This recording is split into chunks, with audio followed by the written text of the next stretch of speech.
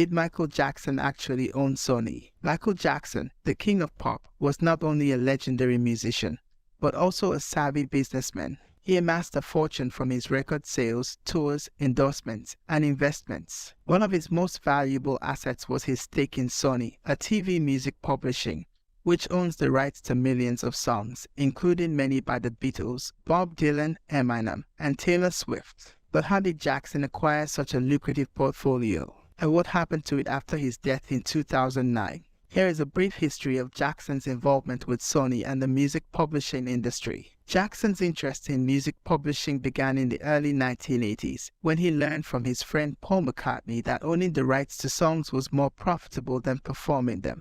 McCartney had acquired a large catalog of songs from various sources, including his own compositions with the Beatles and Wings. Jackson was impressed by McCartney's earnings from royalties and licensing fees, and decided to follow his example. In 1985, Jackson made a bold move by purchasing ATV Music, a British company that owned the rights to about 4,000 songs, including most of the Beatles' catalog. He paid $41.5 million for the deal, outbidding other contenders such as McCartney himself. The acquisition caused a rift between the two former collaborators, as McCartney felt betrayed by Jackson's actions. Jackson's investment proved to be very profitable, as he earned millions of dollars from licensing the Beatles' songs to various media outlets, such as commercials, movies, and video games. He also added more songs to his catalog by acquiring the rights to his own recordings from Motown Records, as well as those by other artists such as Sly and the Family Stone, Ray Charles, and Elvis Presley. However, Jackson also faced financial difficulties due to his lavish lifestyle, legal troubles, and declining popularity. In 1995, he agreed to merge ATV Music with Sony Music Publishing,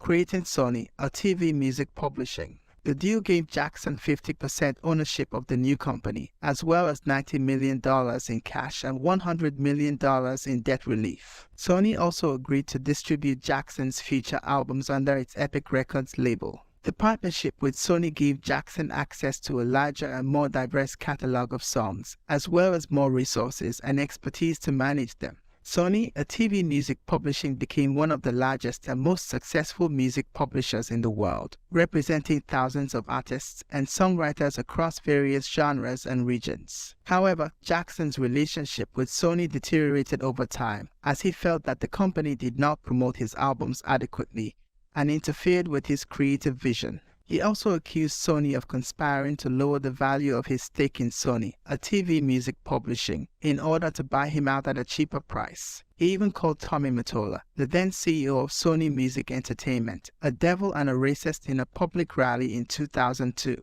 Jackson's financial situation worsened in the 2010s as he faced multiple lawsuits, allegations of child abuse, and bankruptcy. He was forced to sell some of his assets, such as his Neverland Ranch and his share of EMI Music Publishing. He also borrowed hundreds of millions of dollars from various lenders, using his stake in Sony, a TV music publishing, as collateral. In 2009, Jackson died unexpectedly at the age of 50 from an overdose of propofol, a powerful anesthetic. His death sparked a global outpouring of grief and tributes from fans and celebrities alike. It also triggered a surge in sales and streams of his music, making him one of the highest-earning deceased celebrities in history. Jackson's estate inherited his assets and liabilities, including his stake in Sony, a TV music publishing. The estate also faced several legal challenges from creditors, family members, business partners, and others who claimed a share of Jackson's fortune. One of the most controversial cases was a lawsuit filed by Sony Music against the estate in 2014, alleging that 3 songs on Jackson's posthumous album Michael were sung by an impersonator rather than Jackson himself.